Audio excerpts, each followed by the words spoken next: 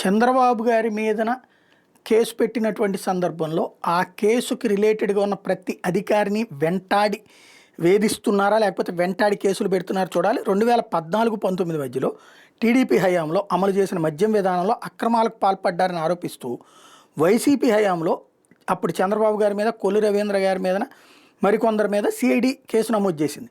అప్పుడు ఉన్నటువంటిది additional SP Adinarayana. ఆయనే సొంత నిర్ణయాలు తీసుకున్నారని, ఉన్నతాధికారుల అనుమతి కూడా తీసుకోకుండానే పలువురు సిబ్బందిని ఇతర రాష్ట్రాలకు బదిలీ చేసేశారని తన మీద ఇప్పుడు ఆరోపిస్తూ దాని మీద 10 రోజుల్లోగా లిఖితపూర్వకంగా లేదా మౌఖిక సమాధానం ఇవ్వాలంటూ ఆదేశాలు ఇచ్చారు, నోటీస్ ఇచ్చారు. అలాగే తమ దగ్గర ఉన్న ఆధారాలతో తదుపరి చర్యలు తీసుకుంటాం ఒకవేళ కనుక ఇవ్వకపోతే వివరణ అంటూ ప్రభుత్వం ఆదేశాలు ఇచ్చింది. ఈ మేరకు హోంశాఖ ముఖ్య కార్యదర్శి కుమార్ విశ్వజిత్ ఉత్తర్వులు జారీ చేశారు.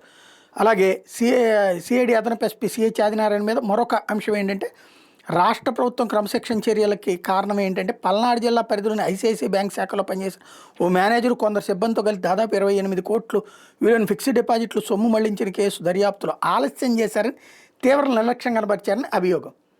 ఆ కారణంగా అంటే ఈ రెండిట్లలో రెండోది అసలు ఉద్దేశం. ఫస్ట్ వంక పెట్టి ఫస్ట్ పేరు చెప్పి సస్పెండ్ చేయడమో ట్రాన్స్ఫర్ చేయడమో చేయబోతున్నారు అన్నమాట.